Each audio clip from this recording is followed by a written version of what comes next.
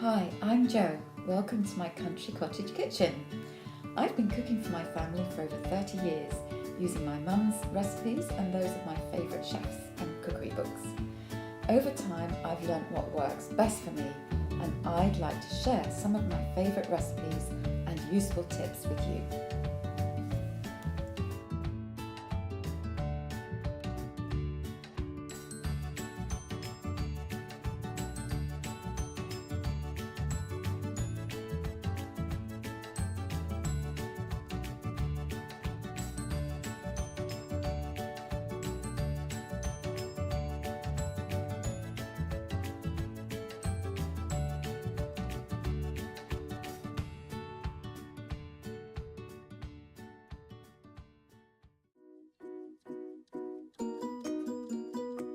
In this episode, I'll be making chutney using my mum's recipe and using apples from the same tree that she used to make hers from.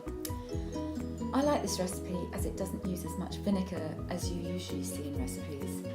This means that the chutney has a subtler, more fruity taste, so it's not too sharp.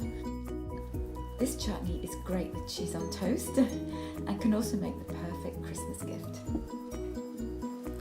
To make Granny's apple chutney, you will need 400 grams of onions, 1.5 kilograms of cooking apples, 150 grams of mixed dried fruit, 350 grams of brown sugar, 500 millilitres of red wine vinegar, or you can use malt vinegar, a teaspoon of mustard seeds, a teaspoon of ground mixed spice, a teaspoon of crushed chillies, and half a teaspoon of cayenne pepper. So I've got here about 400 grams of onions, which about 5 onions, about 1.5 kilograms of apples, so it's about 9 apples. And I'll be peeling and chopping the apples, removing the cores of course, so it's just the flesh of the apples, and then slicing the onions. So I'm doing this quite quickly so that the apple is cooked before it goes brown. So what else have you made with your apples? Well, I have made some apple and mint jelly. Tastes absolutely delicious with pork, lamb, cheese. Lovely in curries. Absolutely gorgeous in curries. Bloody dog! What are you doing now? So we've got the chopped apple and onion in the saucepan here with about a large glass of water, like that. Bring it to the boil and let it simmer for around maximum 20 minutes. Okay, so I've cooked the apple and the onion. You can see it's a nice sloshy mess. So I'm now going to add all the other ingredients. The dried fruit we've got there.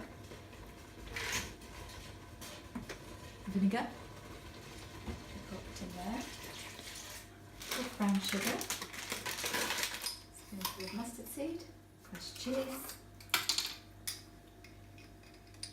Brown spice. Half a teaspoon of cayenne. A little bit of cayenne goes a long way. We need a teaspoon of salt as well. There we are. Stir all that together. Just let it bubble away for a good hour until it's darkened in colour. You need to give it a good stir at regular intervals while it's cooking. Stop it from catching on the bottom. While that's bubbling away, give your jam jars a really good wash and then pop them in the oven about 100 degrees and this will sterilise them. Leave them for about 10-15 minutes until they're really quite hot and then they'll be fine to use. It's gorgeously thick and beautiful colour, lovely consistency. It will obviously thicken as it cools down, so I think we're ready. I think we can bottle it up.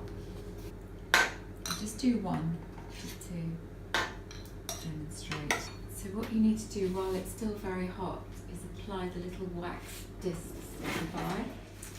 What you need to do is just plop it on there, squash it in, and then that seals the surface of the chutney. You see here we've got a little bit of extra at the end, so I've put it in a shot glass.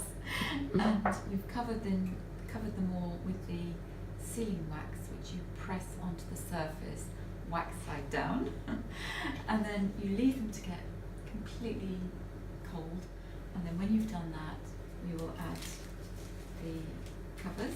Okay, once they're absolutely stone cold, you can then add the cellophane covers. You get a small bowl of water and then just wet the one side, and then with the dry side, pop it on the jar like that and stretch it across, and then add the elastic band. And then finally, we add the label to say what it is and the date.